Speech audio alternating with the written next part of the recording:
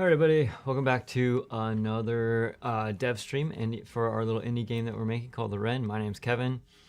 We do these every week. This is part of our community. These are kind of an open conversation and a look behind the curtain on what we're doing for our little combat platformer. I also try to make them contained into hopefully a chunk of like a tutorial or something like that. So, you know, whether we're working on materials or whatever. So this week we're going to try to set up a new environment hazard. So we've got a bunch of things I'm working on in the background offline towards the next season, the next level, all those kinds of things.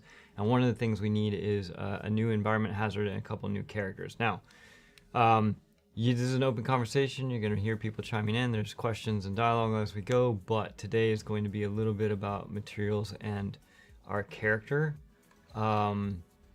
I think there's also some owlbear animations that we're going to be plugging in, and as usual, huge shout out to the community for being part of this whole adventure. We have a live game. I'm loosely saying, you know, we have a live game right now, even though it's just a test level. It is people are playing it, so that feels pretty cool. All right, so with that, let's kind of hop into Unreal. Welcome some of at least our usual suspects. Thanks for hopping in. So just real quick, because there have been quite a few changes since even the version that you all are playing right now. And let me double check that I'm actually sharing my screen and everything's working. Yes. Okay, cool. So let's just go over some quick changes before we hop into getting these this environment hazard in. Okay, so one of the things that is happening right now is we're trying to figure out the art pipeline, and there's lots of questions. How do we build things? How does these disappearing platforms manifest themselves as not a box? So is it a mushroom that dissolves, etc.? So you can see here where one of the big things we're trying to do is plug in our second character, because we have to build all the systems around how does that change gameplay? How does the scoreboard change? How did, like, everything that's associated with that. So this is all like pretty important stuff as far as how we're going to make the rest of this stuff go. Now, the other thing is the colors. There's a world where right now, so the view of this log that you're seeing here that we run around on, there's an entire world of color correction and tone mapping and things like that, so that what you view in game and glow and bloom, and just days and days and days of trying to get the colors to read the way we want the colors to read based on the concept. So anyways, that's what's going on there. That's the owlbear. Now, it is sort of driving me nuts that we don't have our jump. So I want to import our jump real quick. I want to at least get that in, see if it works. We'll just try it real quick. Let's go jump. And then this will just be a quick recap of the process. We have to import our stuff, and we need our jump. Wait. Okay. We don't have, oh, jump from idle active, right. That's right. This is a special jump. Open. So then we have to take all of these textures. We need to convert these to being invisible. Then we need to create sprites for these. So we're going to create a sprite for each of these. And then once we've got our sprites, we're going to go ahead and create a flipbook. And this is going to be our flipbook. Let's just get it named properly. Okay, and then let's save all of this.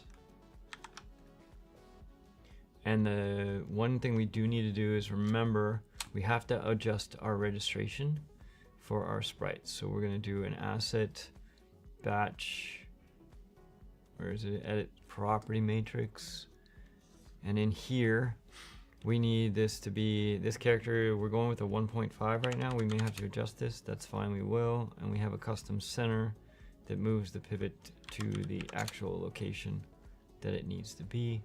We can save all of those. And now we have a jump.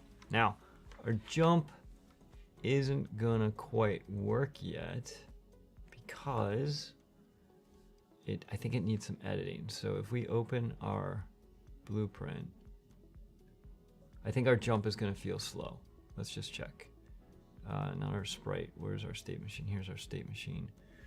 So we need to replace our jump. So the jump we're going to use is going to be this one. I also should name that the same as I named the other jump, but hold on a second, I'll get that out. We'll do that. So we'll just fill this in for both A and B for now. So it's going to be the same jump. We don't have an extra jump for this character yet. Compile. Oh, and you know what? I do need perforce. Shoot. I forgot.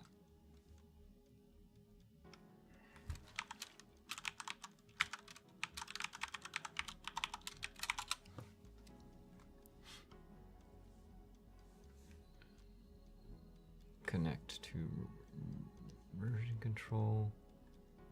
Accept. Compile and save. And then we do need to take all of these and perforce mark them for add real quick. Yes. Okay, so now we're controlled. All right, so we should theoretically have a jump now. Okay, but the timing's all messed up. Yeah, it's not even playing at the right speed, so let's do a couple things here. So first off, this needs to be 30 frames a second. That's going to help a little bit. And then we're going to have to take a look. Okay. Yeah, we're not going to get all that done right now. Let's not mess with this. So just to, but at least to close out the thought, the jump needs to be broken up into jump, the falling loop, and the landing. And we have to do all that stuff.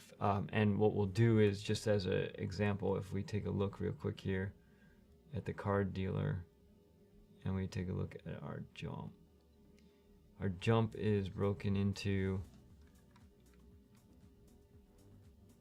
so here's our jump. Here are the three pieces that we have to make. The jump, the falling loop, which is this one pose, and then the land. So we have to do that same work for the owlbear, and we'll just take care of that separately. So for our game now, though, just so that we're not distracted by that, and I know I'm the one that's distracted, so that's on me. Let's change this to a hero. 2D hero pawn.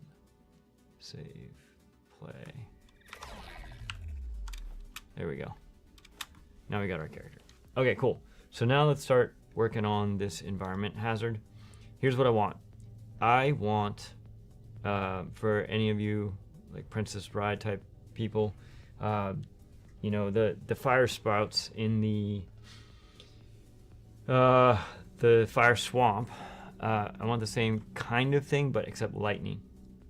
So what I'm thinking is, there's going to be a corrupted, basically a corrupted storm of corrupted electrical energy, and there'll be a little bit of a flash on the ground, and then a corrupted lightning strike. And if you get hit by it, I'm looking at either damage or damage and stun as both. So we're going to be building that lightning strike. And to do that, we are going to steal the lightning from Stormbringer, is I believe the one. So let's go there. Let me find it. Once I find it, I'll show you all. Abilities, pulse, Stormfield, Shockwave, Stormfield,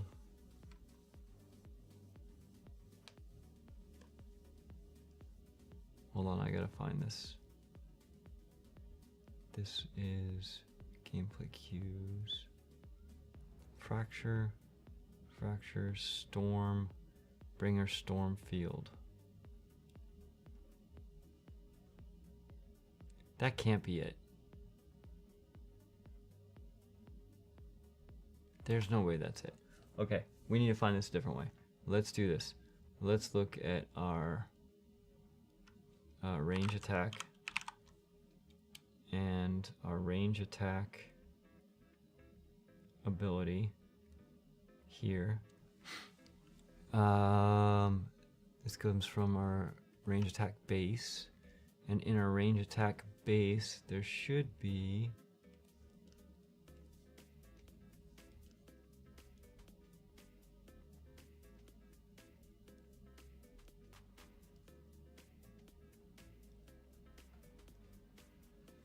something in here that's magic based.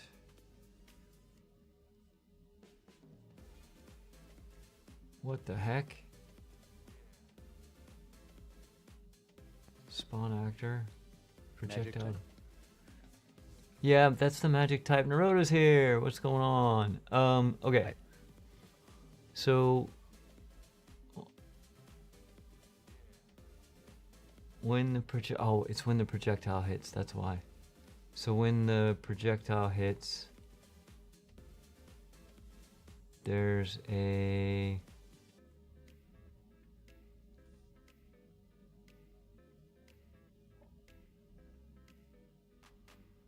determine velocity vector. Apply a magic class based melee effects. That's funny. Okay, obviously these are not melee effects. This is named wrong, and as poorly as that is named, at least this is commented in here, so we know which ones we're dealing with. So here's pulse. Okay, cool. Depending on what it is we have going on, we have our vulnerability, and then there's a % chance to apply a lightning strike. This is what we're looking for. Okay, so now we can pull this thread. We can look at the lightning strike. The lightning strike has 2 gameplay cues. One is lightning strike. Oh, I called it lightning strike. Okay, and then that is in this gameplay cue, which is here. All right, now here we go. So this lightning strike uses this V effect. This is the V effect that I want to duplicate. Let's open it up and see what it looks like. It may not look like anything in here. Okay, no, it does. Okay, so that's the lightning strike. We're going to reuse this. So let's take this and do we want to duplicate it or do we want to use the same one? We also have so many questions to answer with this. Because, so here's the thing. It's not as simple as just making a lightning strike and having it do damage. The problem is there's a much broader system at work here, which is who's controlling all the lightning strikes, and where's that going to be managed in the overall scheme of how the game works and stuff. So let's start with, for the sake of this, let's just build let's just build an environment actor. We can get it tested up and running, and then we can integrate it into the system as we go. And then I think that'll be a more contained type thing. Environment. Where are our hazards stored currently? Hazard. BP. Ranged hazard. This is currently stored in environment gameplay. Okay, so let's just duplicate this. I did not mean to do that. I'm gonna take this and we'll go over what this is in a second. This is gonna be our, let's call this, and then there's also the mind share and the thought process of,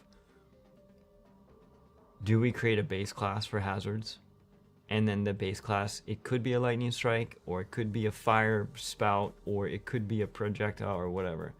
So let's just call this we'll just call this hazard base. Maybe we'll do that. Let's try hazard base. We may ultimately not end up doing this, but okay. Now in our hazard base, this is just an actor blueprint, nothing fancy. Okay, in the begin play, there's a... Okay, this is all set up for timers. This is so that you could have standalone actors where you could drop it. But the idea here was on begin play, we start a timer, and then the timer will reactivate this burst every so often. That is cool, and that's probably pretty good for us for testing. But this should not be event fire projectile. This should be event do the thing, which is also an excellent name, do the thing. So this is going to be event trigger hazard, for example, would be a better generic name for this, trigger hazard. Okay, and I have lots of questions as far as whether or not this is even going to be extendable. Now, in this case, what we're going to do is rather than spawning a projectile, we're going to spawn our lightning strike. So to do that, let's go back to our lightning strike and let's copy this. And then we'll get rid of the projectile. We'll actor location. Okay, that might be cool. So let's do this. Get rid of this.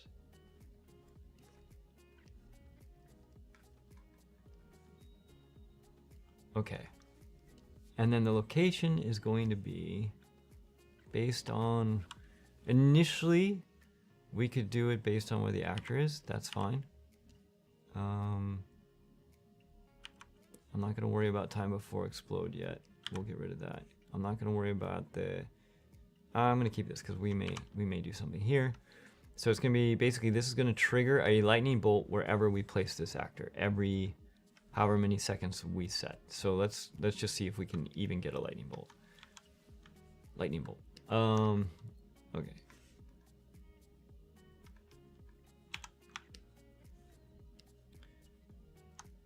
Okay, and then let's do location is 6 point. We'll do that. Okay, now you might be thinking like, how do we know where we're placing this? So another big update that I made was all of our nav mesh, or all of our it's not bounding box. It's not the nav mesh. It's collision. All of our ground collision. I set that up to have a new feature where you can have for each of them, you can set whether or not, let me find it. Hidden in game. It's something like draw white box. Here we go, draw white box. So all of these things are still here. All of the old like stuff that we used to block out the level, but they now have the idea of a sprite or a 2D object that goes with it. So the character's actually walking on this, but we have this white box check mark next that we do. So that's how I know. I'm looking at the outline of that because I happen to know where the white box is. So if we press play now, every so often, if we've set this up, we would hopefully get a lightning strike. But it's kind of like that line from Jurassic Park. Do you eventually plan to have dinosaurs in your dinosaur tour? Okay, so that didn't work. Let's just see what's going on. So event trigger hazard, event toggle active. Hold on, is there a setting on our new hazard?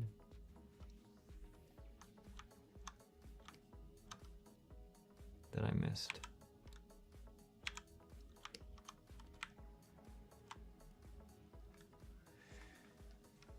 Okay, gameplay effect to apply. We're not gonna worry about that. With height, show the bottom. Start time offset 0. Disable timer. Time before explode. Oh, that's the projectile.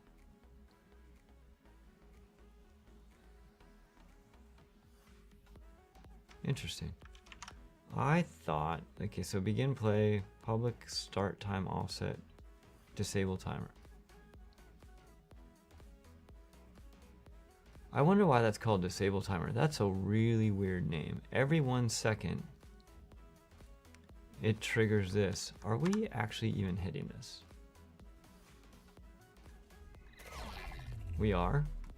We go in here, we trigger the hazard. We should be getting a lightning bolt.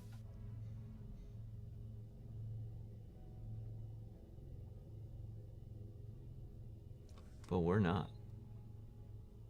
At least not that I'm seeing. So what are we missing? We've got location. Let's add an attachment to that thing just to make sure. So in here, we're going to get the root, get self,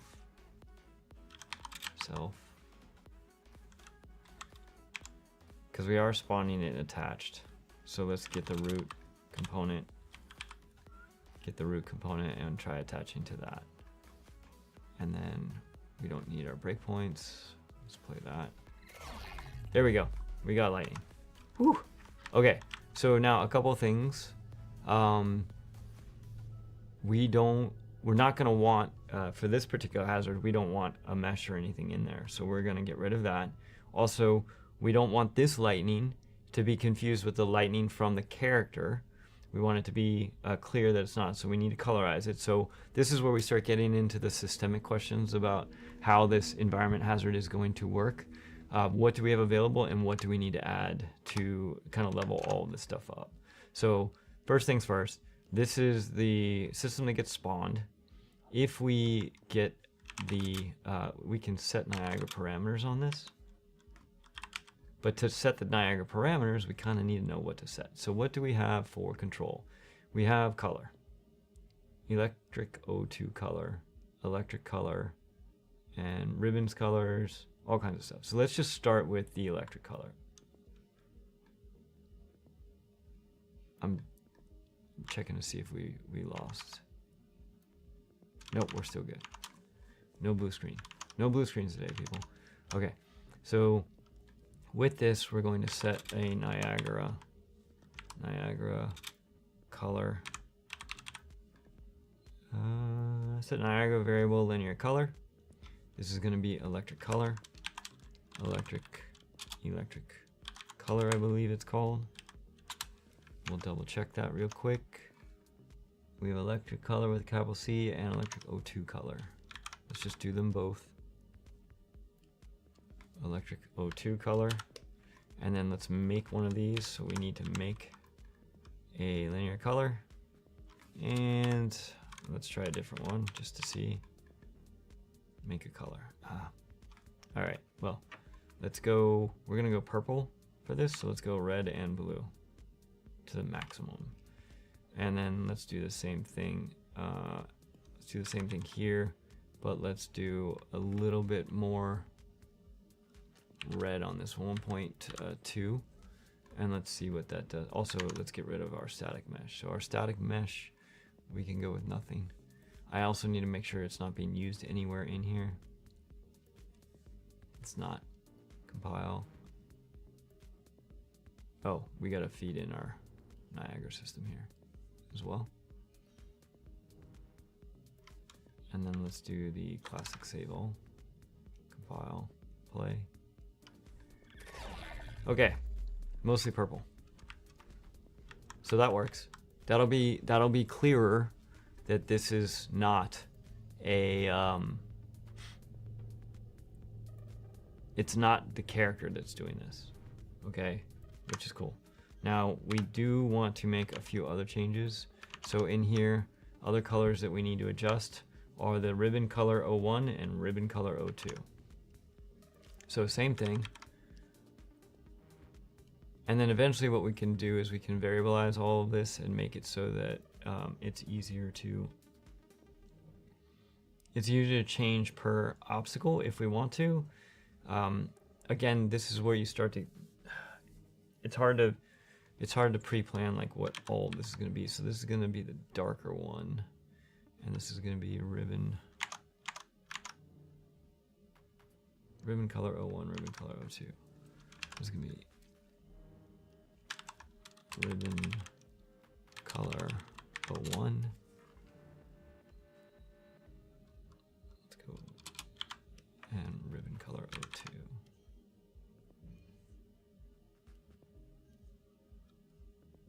Fill that in. And let's take purple. Cool. So now our ribbon should also, nope, that was the wrong button. Oh no. Oh, whew.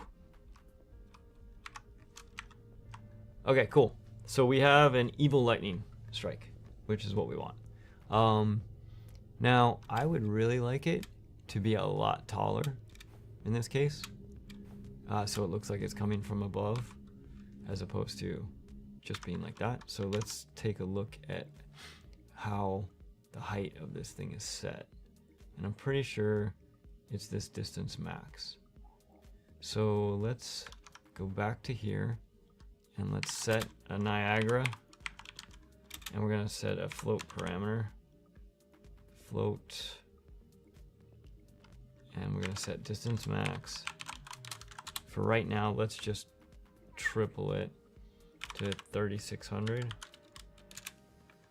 We'll go like, ooh, go like this.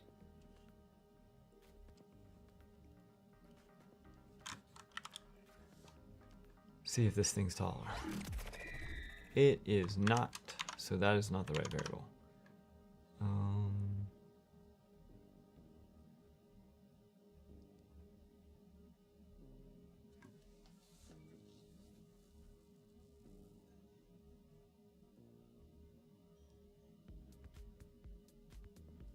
Distance max 3600. That's not it. Thickness. Okay, so we have to take a look in here and figure out how our trails work. So we're going into the world of Niagara, and what we're looking for here is, this is the electricity. So let's narrow this down by turning off electricity. And this one. Okay, so this is just our tail. This is our beam. Our beam color. That's the width.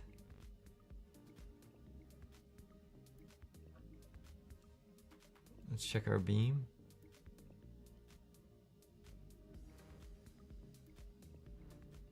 Update beam.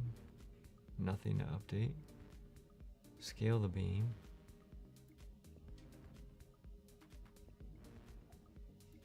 Lifetime. Simulation position.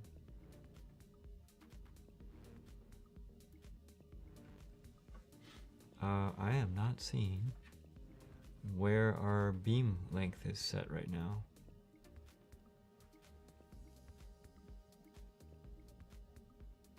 Clearly this is coming from somewhere. Beam setup. Beam start, beam in. Ah, beam start. Okay, so this comes from beam start. And the position is the simulation position, and the end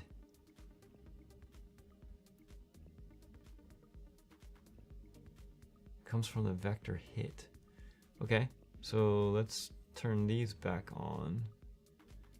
And let's take a look at our, do we have a vector hit in here? Here's our hit, there it is. We have to change this hit vector.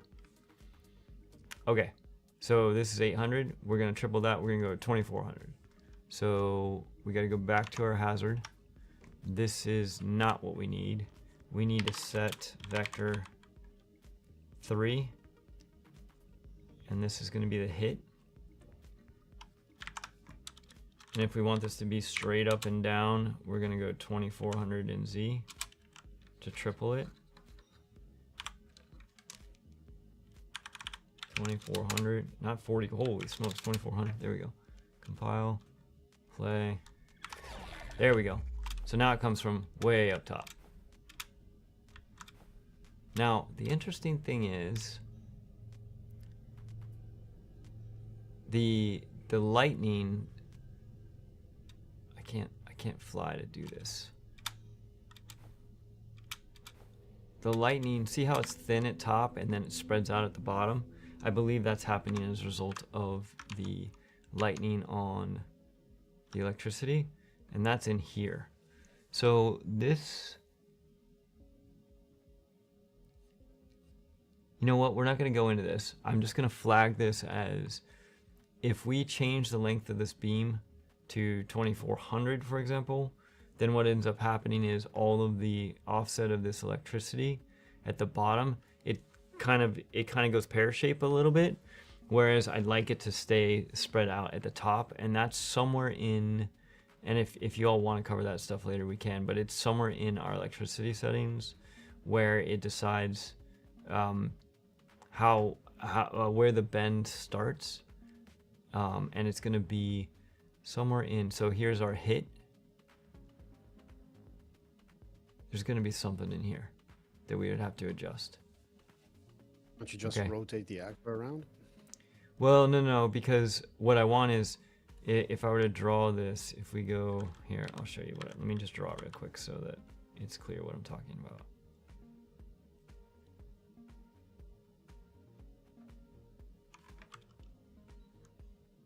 I gotta get a better drawing tool that comes up faster.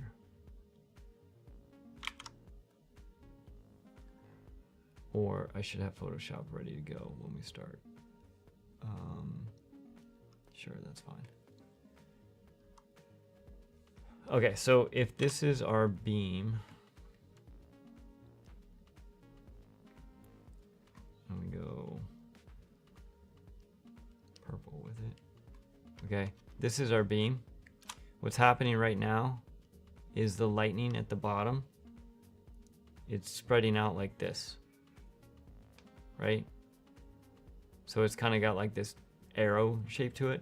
What I actually want is I want something more like either like this, or the ability for it to actually come down from the side like that. So it like, basically there should be a way to control how far the beams are from the top as well as the bottom. Like maybe we want, so for example, let me give you a great example. This actor is going to have some kind of radius around the base. If you are standing in this radius when this lightning strikes, you're either taking damage or getting stunned. And how do we convey that? Well, we can convey that with a bunch of different things. So we have the beam, which is the signal that that's when it happens. Now we need the antic.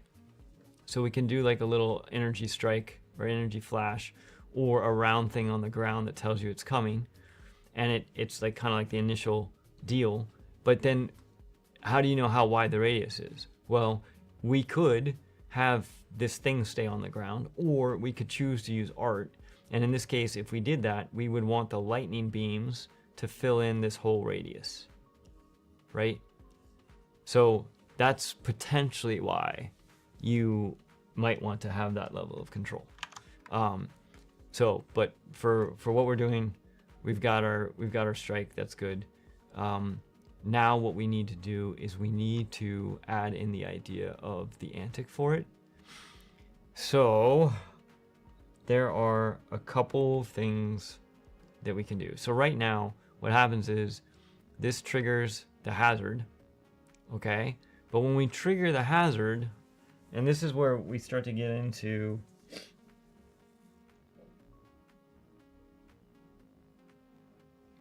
should we have a warning, right? When we trigger hazard, right here we could do play warning. And then when the warning's done, we would trigger the spawning of the attached actor. And while I'm sitting here talking through this, this also really reminds me of a gameplay ability. I don't know if I want the headache of gameplay abilities on environmental hazards or not. So let's use a good old-fashioned delay. All right, so here's what we're gonna do. We are going to For now, let's just get, let's see here. This is our lightning strike.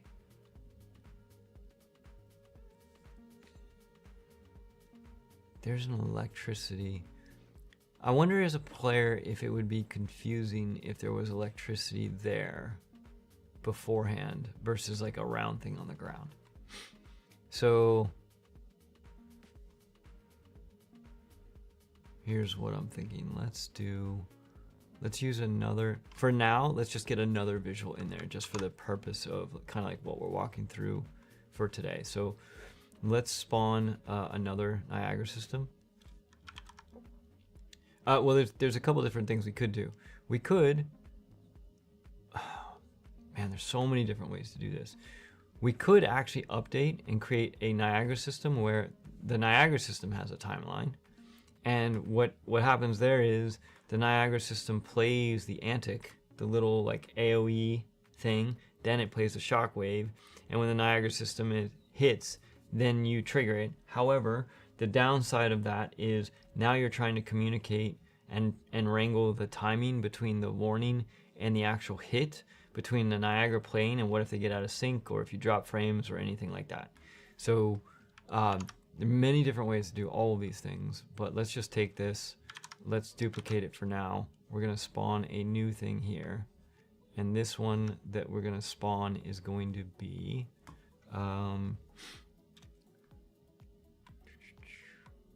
we could do a warning. I'm wondering if there's another electrical storm we could use. Also, there's explosions.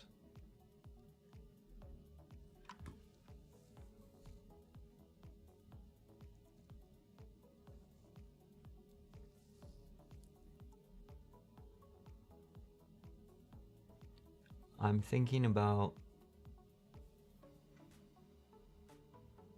well, let's just use this for right now. So we'll pop this in here. We're not going to set any variables on it right now.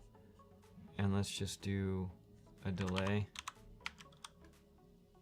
of, let's say, 0.5, and let's see what that feels like.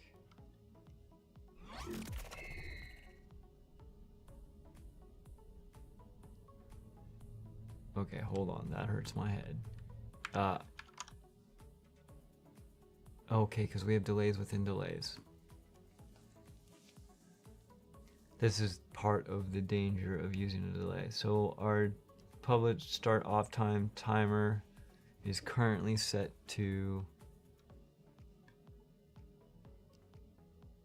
1 second, and we have, so let's put 2 seconds between these. And is this set on the asset here? Let's do 2. So it's delayed for 2 seconds. Maybe that'll help us a little bit better. Okay, so if we're standing here, that's about right. If you see that flash, you get out of the way. Okay, so obviously that is not big enough. That is not the warning that we want. So let's try something else.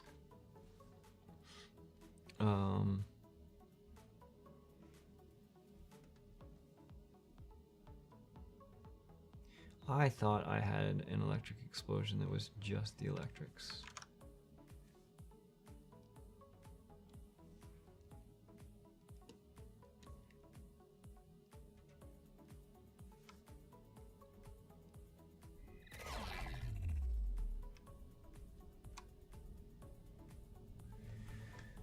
Yeah, that's not gonna work. Okay, I also don't want to get too lost in this part of it.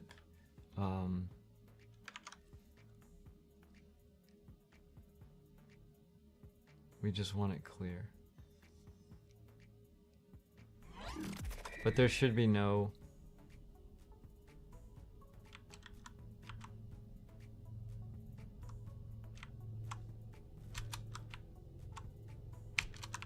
That's about right. You gotta be fast though.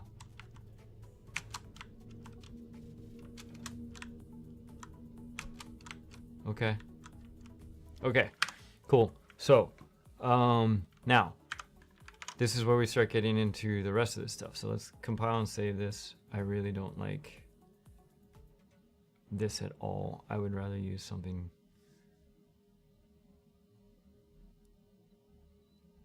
Muzzle flashes. Hold on, I know why. There's a, I believe I have VFX DIY. Here we go.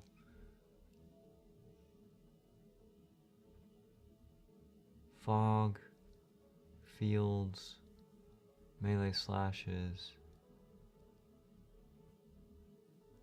Nope, I am wrong. Okay, new plan. I got a new plan.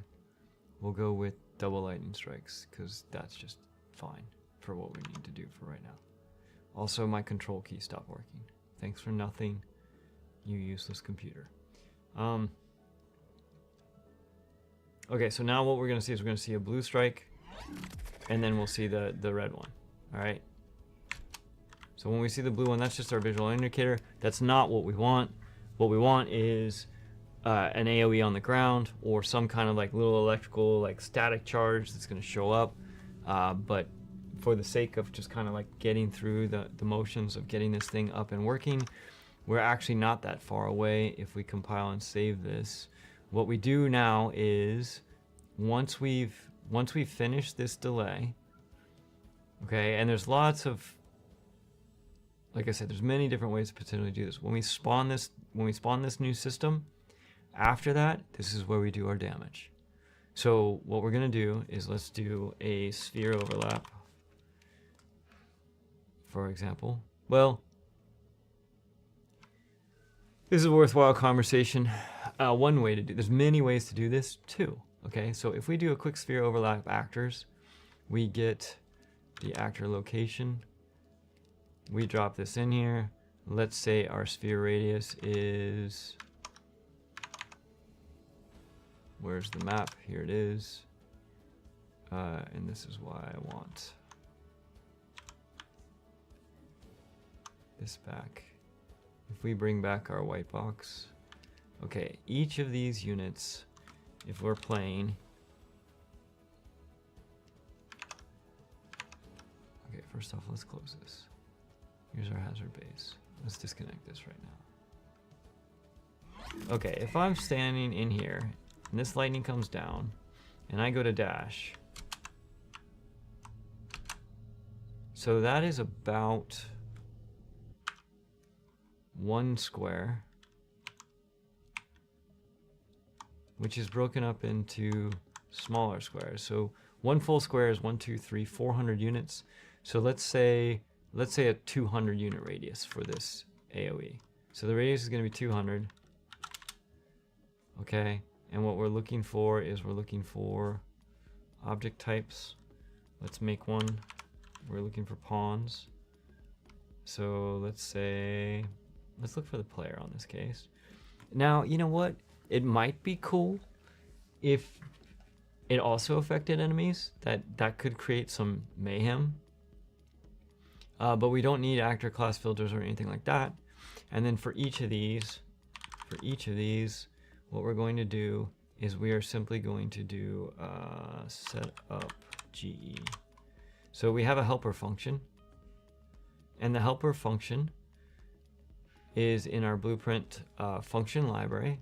What this does is it goes through and it gets the ability system, it makes the specs, it does all the things, and then it fills in all the parameters. But in this particular case, what we have to do is we have to decide which effect we're going to use. That was this one. And we have hazard pause. So what we can do here is if we come over here. Okay. So let's make a couple of these. So we're going to make this. Okay. And I need to remember how this works. So let's find references by name on this. And then we can just start stacking. So let's say, hold on, I want to find the best example.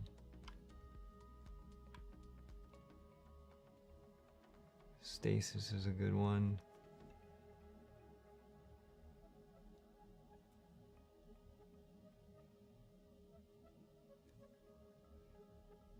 Guardian Angel.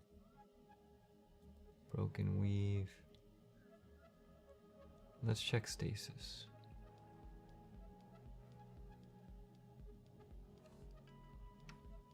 Okay, that's heal. This is damage. So let's just do this. Let's take this damage one. And this is gonna be for damage instant. And this is hazard base. So we have this, we're gonna feed this in. Okay.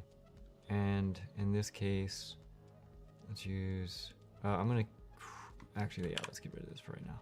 Damage, and this is gonna be damage instant. GE, pretty sure this is the one I want. Nope, I was wrong. The GE damage. Damage instant. Okay, so that's damage in the value. Let's just try 100 just to see if we're doing damage.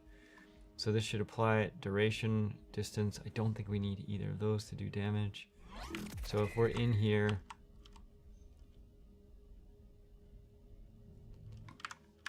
that is definitely not working. The hit actor, sphere overlap.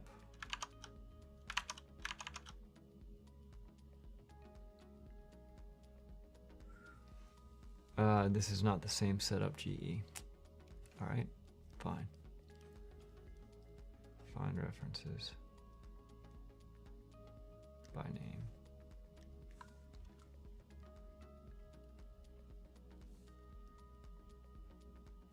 Effect duration.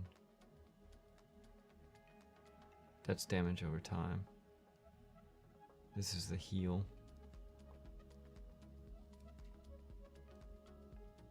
This is slow, stun,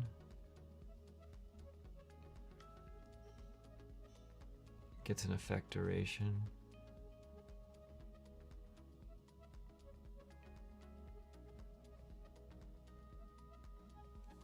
damage, heal. You would think we could just find a simple damage. Shield ruin, shield ruin. Holy smokes, you all.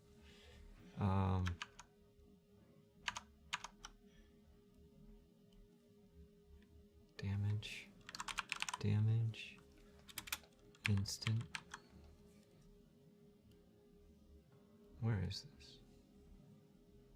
Gameplay effects versus damage, instant, damage, instant. Where is this one? Yes, so this is a damage instant. This should have an execution of set by caller.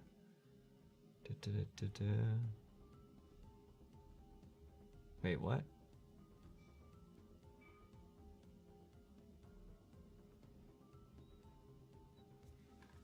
Yeah, this is not, this can't be the right one because I don't see our set by caller numbers. So it's gotta be the other one. Damage, set. Damage basic set by caller.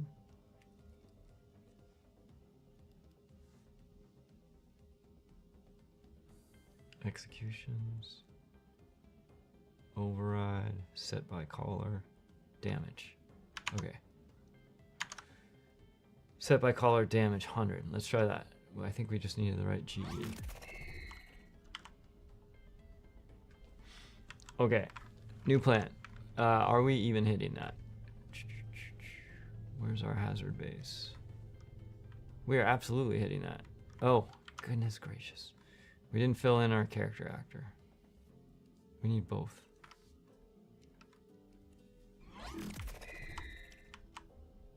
There we go. So we're taking damage now. Okay, so the first one shows up and then the second one. Boom, there's the 100 damage. Cool. Okay, so now we can stack these. At this point, we can do, like, for example, some of those stuns we were looking at. Like if we wanted to do, let's see here, who stuns? That's weakening. This is shielding. This is damage. Damage vulnerability.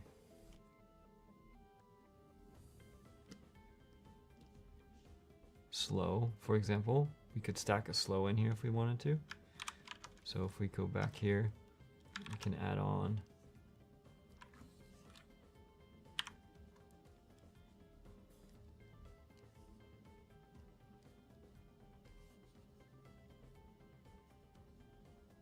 oh, look at that. Yeah, it doesn't like that. So we need to duplicate this. We're going to take this and we're going to feed this in to our hit actors again. Okay, we'll feed this into our set by caller. And this slow is going to have a duration of, let's try 2 so we can see it happening. I don't think we need that. The slow amount, let's try, I can't remember if it's 0.1 or 1, and the duration of 2 we're going to go with on here. I'm not going to worry about this hit actor anymore. And distance, I'm going to set to 2 as well. Just, I don't think distance applies with slows, but we go in here.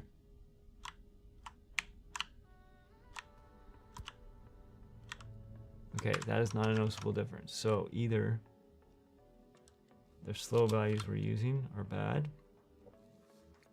or oh, we didn't actually set the slow. So let's go slow.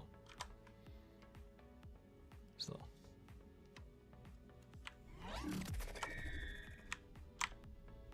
Yeah, okay, so and you can see the slow show up. So that was a 10% slow. So if we go 50%, yeah, that's super slow, and it did last for 2 seconds. Cool. So at this point, this hazard like works from the standpoint of like this is why we build the system. Sometimes it takes us a minute to remember all these things, but now that we have the ability to do this, now maybe slow works, maybe rather than slow we should do stun. So we can just replace this with stun. And I think, yeah, we can't even move. Like, actually, the stun is so long, I can't get out of the beam anymore. There we go. So that's obviously not very player friendly. Yeah, not very player friendly. What was the one? Shocked or electrocuted?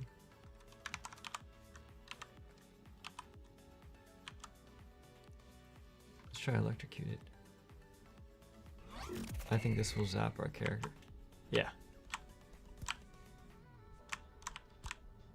So it does damage and electrocutes. So basically we can choose. At this point, like, we can choose what this want. And if we make this a base hazard, whether it burns from the below and it does damage over time in the shape of fire, or it shocks from above as a lightning bolt, we can start to use these things as different things that are available in the environment. Now,